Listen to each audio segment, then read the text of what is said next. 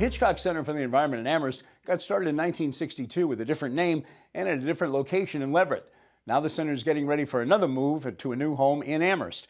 Executive Director Julie Johnson came in to talk about the major things coming up at the Hitchcock Center and their continuing dedication to the simple goal of education for a healthy planet. It is a great mission. We've been doing it for 53 years now. It hasn't changed. We are serving now over 9,000 children, youth, and adults each year, and with that particular mission in mind, education for a healthy planet. How do we really get people to understand their natural world, our impact on that natural world, and how can we make a healthier, more balanced natural world? Hitchcock Center dates back to, well, you said 53 years, 1962. It was the Long Plain Nature Center in Leverett, right. Moved to Amherst in 1976. Yep. Now you have recently broken ground for really what's going to be spectacular, a big new Center for the Environment. Tell us a little bit about that. Right. We've completely outgrown our current location in a carriage house that we renovated some 40 years ago. Our programs have nearly tripled since in the last 15 years. So we've completely outgrown our space. We love where we are, but we simply could not expand our footprint. And we found this spectacular site that offered all the amenities that we need for outdoor learning on Hampshire College land. And we broke ground, as you said, on May 1st. We had a great celebration where we have begun construction of a new 9,000 square foot environmental learning center that will more than double the capacity of our current educational programs. And we're going for something called the Living Building Challenge, which is a certification process that's considered one of the most rigorous, or the most rigorous standard for sustainable development in the built environment. Let's talk about that, and just the fact that this building, again, goes for what's called a Living Building Challenge. 20 performance standards. It has to be self-sufficient. It has to be green materials. It has just got to be as environmentally sustainable and responsible as you can possibly be. As you can possibly be. It really has raised the standard. So we have those performance standards that you indicated, so two key ones are to be net zero energy and to be net zero water. Water is kind of the biggest challenge. Net zero energy, a lot of people know about that. That's becoming more and more commonplace, but probably more so in the residential sector than it is at the institutional sector. So we will produce all the energy that we need on site through solar panels. And with water, we need to capture and use the rainwater that falls on that site and only use that water for all building needs. So we will not be tied to town water or town sewer. We will be a completely self-sufficient, self-sustaining water system. In fact, we'll be actually certified as a public water supply, much like the Quabbin.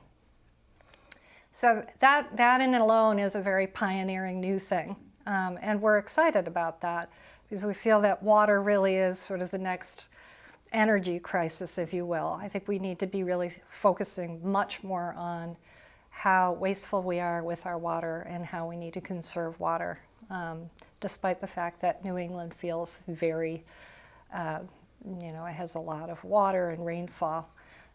But it's an important resource to learn about. Excuse me, when you're dealing with nature, we're only a few years and maybe a few drought cycles away from the terror we're seeing in California right now. Well, we have climate change. And in terms of really thinking about our future and thinking about how we need to build for that future, we do need to think critically about climate change. And what is that? What do we need to do to promote resilient communities, and we think this is one of them. So at every level, this building is promoting, the idea that one, we can live within the laws of nature. So there are many more performance standards than we even describe about water, energy, like you had mentioned, non-toxic materials, which is, indoor air quality is a huge environmental concern and is known to be unhealthy. So by using materials that are healthy, we're promoting human health as well as environmental health. So this is a place where we get to learn and we can model a hopeful new future.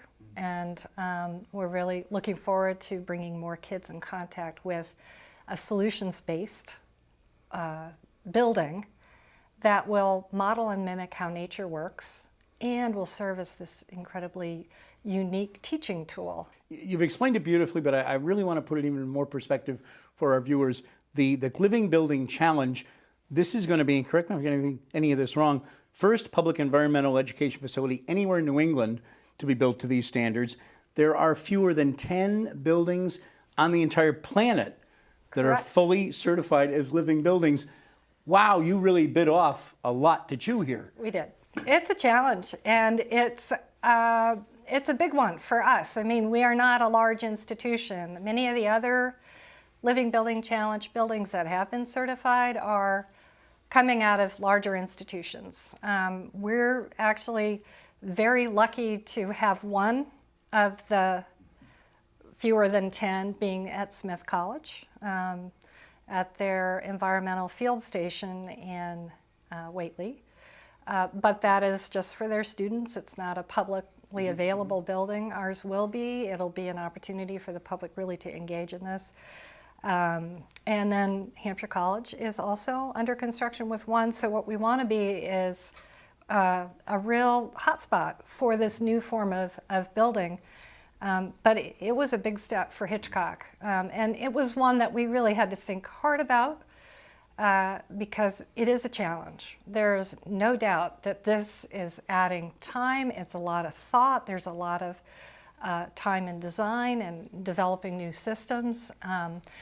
But it feels incredibly important for the Hitchcock Center as an environmental education leader to take this step that we really felt business as usual is not acceptable, and that we really do need to affect radical change, and modeling that will be important. Our time is flying, a little less than a minute left. I do want to answer one thing that I found so terrific. You do a lot of unique programs, more than 350 in the course of any year, 9,000 visitors, and that's growing all the time. You provide scholarships, subsidies, grants, so that there are low or even no cost programs for those financially unable to take part at Hitchcock otherwise. Right, yeah, that's a very important aspect of our work, is to make sure that our programs are accessible to all, regardless of any financial ability or inability. So we do a lot of fundraising. We are very thankful to our supportive business community that underwrites a good portion of our community programs so that they are free and low cost. And then grants, thanks very much to a lot of great state support through the Mass Cultural Council, as well as foundation grants, allows us to go into schools in Holyoke and in Springfield and provide science education, environmental education in the classrooms every year. So it's and our goal is to increase that. So currently, I think we're about 30% of who we serve are considered low income.